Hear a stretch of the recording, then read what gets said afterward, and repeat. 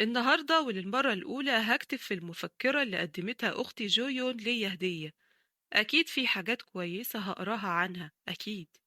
القصر هنا كبير جدا، غرفة واحدة منه أكبر من منزلنا، وكمان في خادمات هم اللي مسؤولين عن كل حاجة. أنا مش بعمل حاجة خالص زي ما كنت في بيتنا القديم. أتمنى إني أتعود على التغيير المفاجئ ده بسرعة. كويس. واضح إن أختي كانت سعيدة في القصر وبكل حاجة فيه، وواضح إنها كمان اتعودت على المكان. قابلت شخص بيقولوا إن هو خطيبي اسمه تاي. لحد دلوقتي مش قادرة أصدق إن الشخص الرائع ده هيكون خطيبي. أختي، واضح إن في شخص أنت حبيتيه من كل قلبك. واضح إن مفيش حد عايش معايا في القصر ده. أنا حاسة كده إن الكلام بدأ يبقى هادي ويكون غامض. كل ما أحاول أتكلم مع حد في القصر يعاملوني كأني غير موجودة. كلهم بيتظاهروا إن هما ما يعرفونيش، كأني غير مرئية مثلا.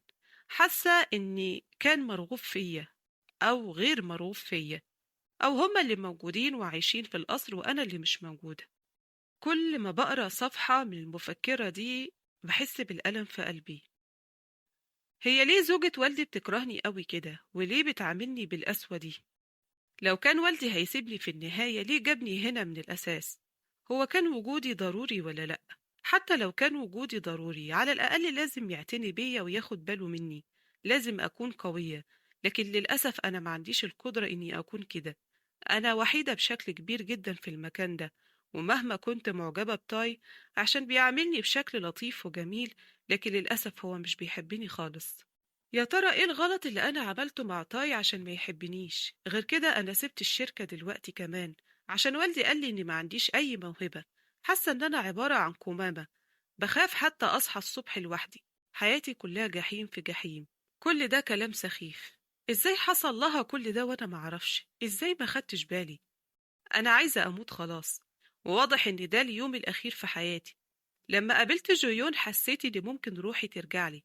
أحيانا كنت بتمنى إن الأيام اللي كنت بنام فيها مع أمي وأختي ترجع من تاني. أنا لازم أستحمل شوية عشان أختي جيون سعيدة. المفروض كنت أنا اللي أروح مكانها. ما كانش ينفع أسيبها لوحدها. كنت المفروض أفكر صح. إزاي عملت كده في أختي؟ لو أقدر أروح مكانها، لو في فرصة إن أنا أرجع من تاني، أتمنى إنها تحصل. أتمنى إن الوقت يرجع وأختي ترجع من جديد. أنا سامعة صوت المية. أنا حاسة إن كل حاجة وقفت للأبد. أنا حاسة أخيرا إن أنا خدت فرصة جديدة. هو إيه اللي بيحصل؟ أنا مش فاهمة. حتى لو كان مجرد كابوس سخيف. هو أنا لسه بحلم ولا إيه؟ الساعة بتتحرك بسرعة كبيرة جدا. أكيد بترجع. وجسمي كمان مش طبيعي، مش حاسة بيه خالص. هو أنا نمت من غير ما أحس؟ أنا متأكدة إني كنت بنظم أغراض أختي. النهاردة بكتب يومياتي في المفكرة اللي أختي جابتها لي هدية. أيوة، أنا كنت بقرأ مذكراتها. ده صحيح. مش قادرة أصدق الصوت اللي سمعته دلوقتي. لثانية واحدة في شخص واضح إن هو جاي للزيارة في القبو اللي أنا عايشة فيه لوحدي. جويون، هو أنت لسه صاحية؟ المذكرة اللي معايا تخص أختي اللي ماتت، والشخص اللي قدامي هو أختي. إيه؟ ما شبعتيش نوم؟ لسه في حاجات كتير لازم نحطها في الشنط. أختي اللي كتبت يومياتها واقفة قدامي دلوقتي إزاي؟ بسبب خوفي إن هي تختفي مرة تانية ما كانش عندي خيار غير إني أجري عليها وأحضنها بقوة عشان ما تهربش مني تاني. جويون، انتي بتعيطي ليه؟ واضح انك انت حلمتي بكابوس مخيف. اختي، ارجوكي ما تروحيش اي مكان. طبعا انا مش هروح اي مكان. اختك الكبيرة هتكون جنبك على طول. ايه؟ هديتي شوية؟ حسب كلام اختي، او كلام اختي النهاردة، اليوم اللي بعد جنازة والدتي على طول. اختي، هو انتي تقدري تقري اليوميات دي؟ بتكلم نفسها. دي اليوميات اللي مليانة حزن وألم. كانت فاضية، باستثناء الصفحة الأولى اللي أختي كتبت فيها من مدة قصيرة. حصل حاجات كتير مستحيل حد يصدقها. لو كانت دي فرصة جديدة ليا، أنا هصدق إن أنا رجعت بالزمن فعلا. دلوقتي جه الوقت اللي هيجي فيه سكرتير والدي. هو مين اللي جاي يزورنا دلوقتي؟ أختي، استني لو سمحتي، أنا اللي هفتح الباب. جويون، هو أنت ليه غريبة قوي كده النهاردة؟ السكرتير قال نفس الكلام اللي قاله قبل كده. شفت نفس الصورة. كل الحاجات دي خلتني أصدق فعلا إن أنا رجعت للماضي. سيدي، ممكن تدينا وقت نفكر؟ لو اديتنا وقت أكيد هنفكر بشكل إيجابي. تمام، هديكوا 3 أيام بالتأكيد. العرض ده مش هيكون سيء ليكوا. أنا سمعت إن انتوا ظروفكوا السيئة يعني كبيرة. جويون، انتي كنت غريبة أوي النهاردة. أنا عارفة إن هو اقتراح مخيب للآمال، مفيش داعي إنك تكوني زعلانة أوي كده. جويون بتكلم نفسها طول الوقت. أختي هي اللي كانت بتتكلم. عرفت من تعابير وشها إن هي لقت فرصة مستحيل تسيبها ومتمسكة بيها جدا. يا ترى إيه هي أفضل طريقة عشان أكون أنا وأختي سعداء؟ أتخلى عن العرض ده مثلا ونعيش مع بعض في سعادة؟ بس الواقع وحياتنا دي مش سهلة خالص. أو ممكن أنا اللي أروح مكان أختي. إحنا لسه عندنا ديون لازم ندفعها. أختي، أنا عايزة أقولك على حاجة. أنا اللي هروح القصر وأكون واحدة من العيلة دي. انت عارفة ان انا من زمان ونفسي اعيش في منزل كبير زي البيوت اللي بشوفها في الدراما. انت مش عارفة قد ايه انا نفسي اعيش في مكان زي القصر اللي قال عليه الراجل ده. انا اعتقد اني هكون سعيدة لو رحت مكانك. بتكلم نفسها. حتى لو انا رجعت بالزمن في النهاية انا اللي هروح مكان اختي، هو ده افضل قرار. قعدت احاول معاها كتير وفي النهاية وافقت على رأيي. اختي كانت ايديها بتترعش طول الوقت اللي بجمع فيه أغراضي وحاجاتي في الشنط. بس أنا عملت نفسي مش شايفاها. السكرتير هيكون هنا قريب. هخرج أنا دلوقتي وأقابله. أختي ما تقلقيش، أنا هتصل بيكي على طول أول ما أوصل. جويون، أرجوكي ما تروحيش للأشخاص دول. انت ليه عايزة تروحي لوحدك؟ أنا متأكدة إنك انت مش هتكوني سعيدة زي ما انت فاكرة. من الأفضل خليني أنا اللي أروح مكانك. جويون بتكلم نفسها. واضح إن أختي كانت مستعدة لكل شيء من البداية. على الرغم إني عارفة إني مش هتكون حياتي سعيدة، بس واضح إنها مستعدة تضحي بنفسها عشان أنا أعيش. أختي أرجوكي ما تقلقيش. هو أنتي فاكرة إن أنا ممكن أكون سهلة؟ أنا أقدر أتصرف في أي حاجة وأتعامل معاها.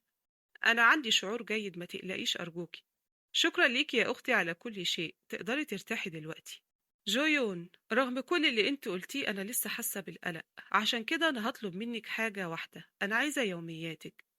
انا حاسه ان دي حاجه هتخليني اعيش مع اختي وهحس دايما انك انت معايا. احنا وصلنا اخيرا. تقدري تنزلي دلوقتي، ده القصر اللي هتعيشي فيه. بعد كده. ايه شايفك مش منبهره خالص يعني. جويون بتكلم نفسها. يا ترى قلب اختي كان خايف وقلقان اول ما وصلت لهنا.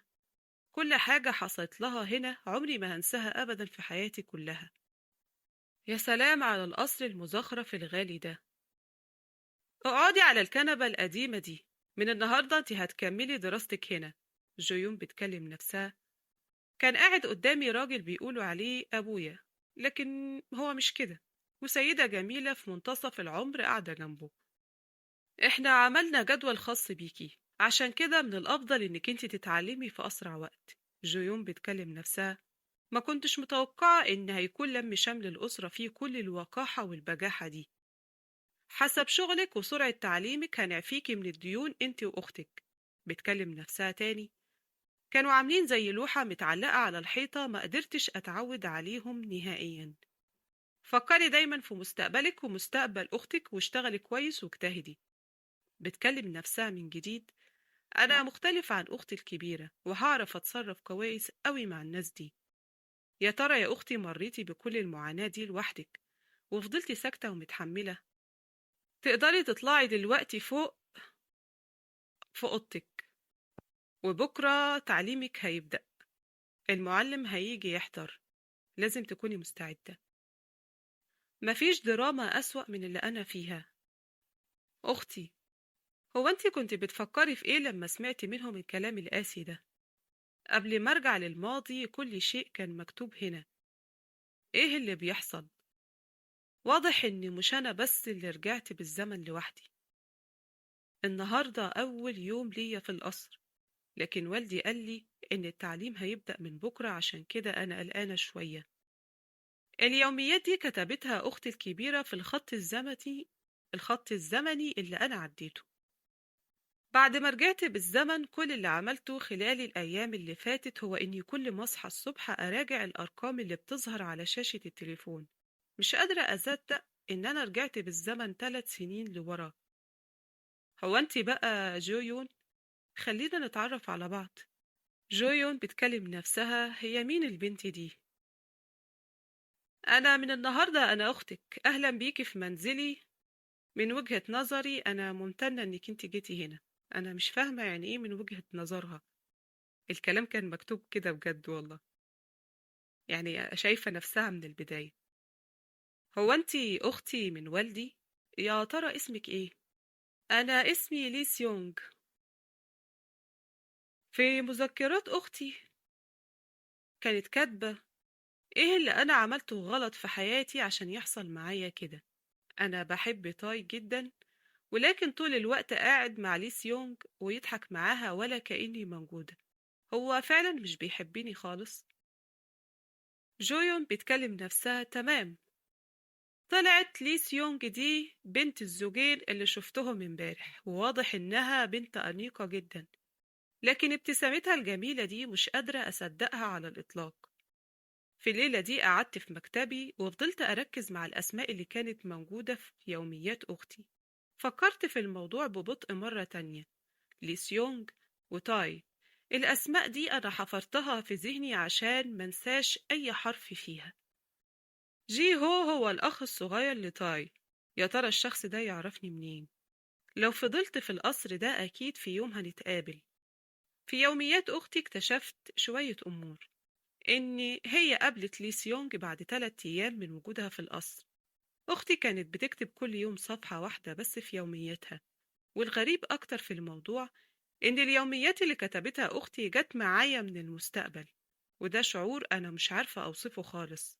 حسب الكلام المكتوب إن بكرة هو عيد ميلاد زوجة والدي، وعرفت إن الزهرة المفضلة ليها هي النرجس، وإن أختها راحت اشترت الزهور دي الصبح عشان تقدمها هدية لعيد الميلاد.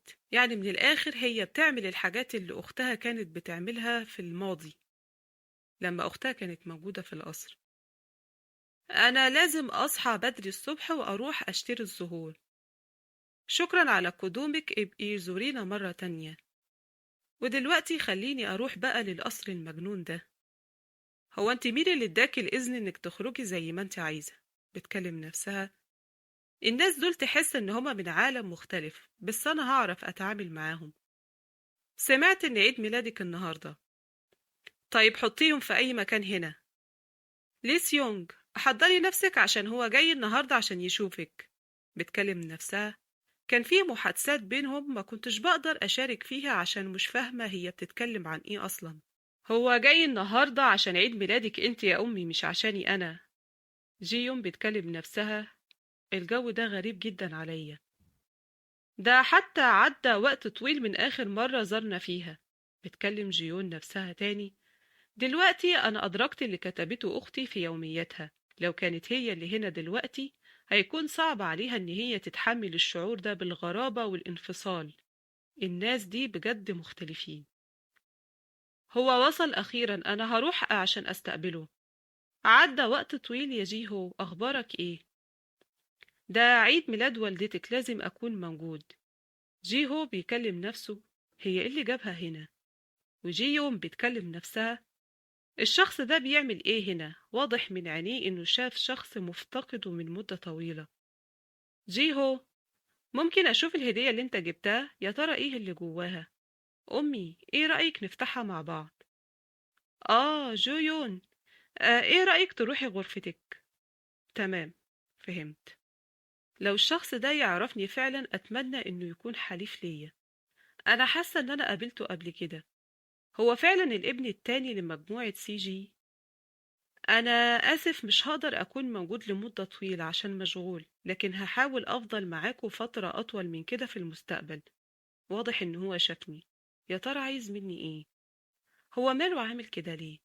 ليه كل مرة يشوفني فيها يكون تعبيره كأنه مشتاق؟ كل ما أصحى الصبح أراجع مذكرات أختي مرة تانية. كل ما أقرأ المذكرات دي بحس بالراحة. المذكرات دي هي اللي بتديني أمل إني أعيش في القصر ده. بكرة هو اليوم اللي هيجي فيه المعلم. لازم أدرس كويس المرة دي. ولكن لازم أتعلم لغة أجنبية. أعتقد إني هقدر إني أسافر برا مع جو يون في يوم من الأيام. معظم الأوقات اللي أنا عايشة فيها في القصر ده بحس جدا بالملل. لقيت الزهور اللي جبتها لزوجة والدي في الزبالة، حسيت بالحزن من اللي عملته ده. واضح جدا إن مهاراتك في التعليم كويسة جدا. الجدول الزمني اللي كان عامله والدي كان مليان جدا ومفيش راحة أبدا، لازم أتعلم طول اليوم. أنا أصلا كان نفسي أتعلم الحاجات دي من زمان. كويس إني بتعلم بالمجان دلوقتي. دلوقتي هنبدأ ونعلمك آداب المائدة. جيوم بيتكلم نفسها. هو أنا أرستقراطية في العصور الوسطى عشان يعلموني آداب المائدة؟ بس أنا لو اشتكيت أنا الوحيدة اللي هتعاني. فضلت أدرس بطريقة كبيرة وما كنتش بنام عشان مش عايزة أهين أمي وأختي. وللأسف مرة كل شهر لازم زوجة والدي تعمل لي اختبار. هو ده كل حاجة؟ هي بتدرس بشكل كويس جدا وبتتعلم بسرعة. هو أنت عندك كام سنة؟ كل ده تافه. النتائج دي بالنسبة لي مش كويسة، أنا بدفع فلوس كتير كده على الفاضي. هو المفروض أقول لها هي إزاي قاسية بالطريقة دي؟ أمي، أنت ليه قاسية على المعلمة كده؟ هنعمل إيه إذا كان ده مستواها في التعليم؟ ما تزعليش نفسك. أنت في ضيف مهم جاي النهاردة، روحي أي محل ملابس واشتري حاجة كويسة لنفسك، الشخص ده هو اللي هيكون خطيبك اللي جاي النهاردة، فهمتي؟ جون بتكلم نفسها، خطيب أختي اللي ما حضرش الجنازة، وأخيرا هنتقابل. ما اعتقدش اني هروح اشتري اي ملابس، ما عنديش اي نية ان يكون مظهري كويس. جويون، انت لازم تنفذي اللي بقولك عليه بالحرف الواحد. هو انت عايزة تظهري بالشكل البشع ده قدام الناس؟ فهمتي ولا لأ؟ جون بتكلم نفسها، دلوقتي عرفت ليه اختي كانت بتخاف من لي سيونج. حاضر يا اختي، انا هعمل كل اللي هتقولي عليه. شكلي في المراية كان غريب. شعري كان منظم بدقة، والفستان الاسود اللي اختارته لي سيونج ليا بنفسها. مش عارفة يعني هي اتدخلت في حاجة زي دي ليه. أنا مش قادرة أفهم هي عايزة مني إيه بالظبط. في حاجات كتير مش قادرة أفهمها. تعالي خليني أشوف الفستان عليكي، جميل جدا. يلا خلينا نمشي عشان الضيوف هيوصلوا قريب. جيوم بتكلم نفسها، المفروض إنه خطيبي وجاي النهاردة عشاني. مش فاهمة ليه هي متزوقة ولابسة فستان شيك جدا. البنت دي غريبة جدا. غير كده لابسة فستان أبيض وكأنها جميلة وهي صاحبة المكان. هي جميلة فعلا. دلوقتي عرفت هي ليه كانت بتختار لبسي وخلتني ألبس فستان أسود مش لايق عليا، عشان هي عايزة تكون أجمل واحدة موجودة وأنا أكون جنبها مجرد كمامة ماليش شكل ولا لون. طفولية جدا. حتى لو ما كانتش عملت كده أنا أصلا مش عايزة ألفت نظر حد. طيب عامل إيه؟ وانت يا جيهو أخبارك إيه؟ عدى وقت طويل ما اجتمعناش احنا التلاتة مع بعض. أكيد النهاردة يوم حلو. مش عارفة الأكل ده هيكون مناسب لذوقكم ولا لأ، أتمنى إنه كنتوا تاكلوا بشكل مريح. جويون بتكلم نفسها، كنت عايزة أشوف الشخص اللي أختي وقعت في حبه. أيوة، مظهره حلو وابتسامته الحزينة اللي على وشه هي أول حاجة لفتت نظري ليه. دلوقتي عرفت ليه أختي كانت معجبة بيه من أول نظرة. واحد مظهره حلو وابتسامته جميلة، أكيد أي بنت هتشوفه هتحبه على طول. بالمناسبة يا لي سيونج، هي دي مين؟ أعتقد إنك أنت سمعت كل شيء عنها، دي أختي الصغيرة. رجعت المنزل من فترة لسبب معين واسمها جي يون. أنا سمعت إنك كنت مريضة، أنت عاملة إيه دلوقتي؟ إيه شعورك أول ما رجعتي للمنزل؟ اتكيفتي مع الوضع الجديد في المنزل ده؟ جيون بتكلم نفسها، قالوا للناس إني كنت مريضة ومسافرة ولسه راجعة، يا سلام عليكم. أيوة، بحاول أتكيف مع الوضع الجديد. بتكلم نفسها، النغمة بتاعته لطيفة والابتسامة مرسومة في وشه بدقة. بيحاول إنه يكون شخص ودود. واضح إن الجو كويس بينكم وتعرفتوا على بعض بسرعة. جيهي، إيه رأيك تسيب تاي وجيون مع بعض على انفراد؟ إيه رأيك نقعد أنا وإنت لوحدنا في مكان تاني؟ لأ، مش هقدر. أظن أنا خلاص خلصت أكل وهضطر إن أنا أمشي دلوقتي. جيهو، انت ليه هتمشي بسرعة كده؟ استنى شوية لو سمحت، عندي شغل دلوقتي حالا، المرة اللي جاية هقعد أكتر من كده. جيون بتكلم نفسها. فضل تاي يبص على لي سيونج من غير رمشه حتى ما يتحرك، مبرق. وحاولت لي سيونج إن هي تخلي جيهو موجود ونظراتها كانت كلها ليه عبارة عن حب واشتياق. وجي هو في النهاية قعد يبصلي بالطريقة دي، نظراته غريبة جدا ليا. كل واحد فينا كان مركز مع شخص تاني، لدرجة إن الوضع بقى فيه نوع من التوتر غير العادي.